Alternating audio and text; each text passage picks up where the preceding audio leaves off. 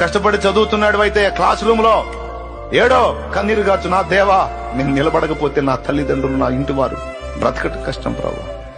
వాళ్ళని పోషించుకోవాలి. ఆత్మీయంగా నేను బాగానే ఉండాలనుకుంటున్నాను, కానీ శారీరకంగా నన్ను కని పెంచి పెద్ద చేసిన తల్లిదండ్రులు యవనస్తురాలు ఇంకా వాళ్ళు కష్టపడుతుండే చూడలేకపోతున్నా. వాళ్ళకి అన్నం పెట్టాలని ఆశ ఉంది ప్రభు. ఏడు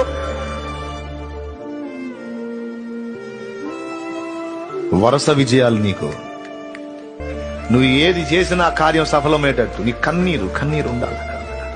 ఉద్యోగ ప్రయత్నం ప్రభా, నేను ప్రయత్నం చేస్తున్న సఫలత లేదు, నాకు పరిస్థితి యవనస్తుండయి ఉండి ఎదిగి ఇంకా ఇప్పుడు నేను నాన్న డబ్బులు అడగాలంటే నా ప్రాణానికి మనసు ఒప్పట్లేదు ప్రభు, సిగ్గుపడుతున్నాను దేవ.